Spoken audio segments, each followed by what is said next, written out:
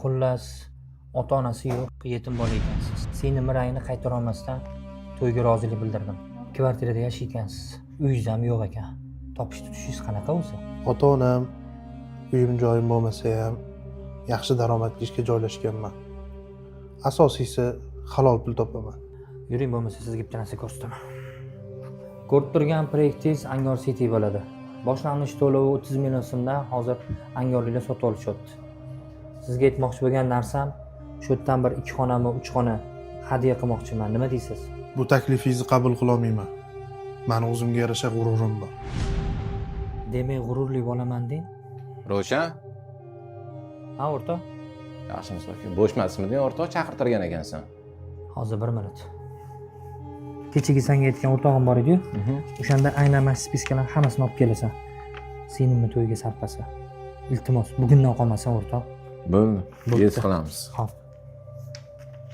Hadiba tuzumisiz, boshliq aytuvdilar, kassadan 20 million berib yuborar ekansiz. Xo'p. Rahmat. Sardor, bu yoqqa qaror. Mana spiska ukam. Boshliq sinisini uzatyotdi. Shunga bitta o'zing yig'ib bergan. Bo'ldi aka, hozir his qilamiz. Nima bo'ldi, adash? Yig'ib qo'yding aytgan spiskami? Aka, siz aytgan narsalaringiz bolalarga aytdim, mashinaga yuklab qo'ydi. Bu siz aytgan spiskangiz sizdan 14 million so'm bo'ldi aka. Bo'ldi ukam. Ish qilib o'pdim, narx turdingda, donabay urib yormadingmi? Bilasiz-ku, Turkiya Xitoy bilan ishlaymiz aka. Toshkentdan ham arzon qilib berdim.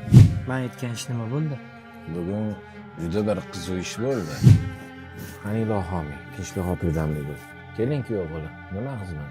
Xullas boya aka bilan bo'lgan suhbatingizni bexosdan eshitib qoldim.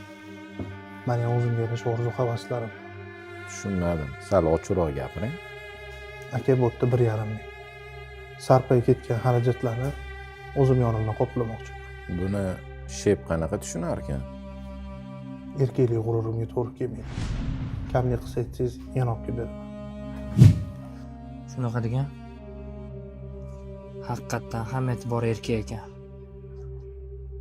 Seni adashmabdi o'rtoq.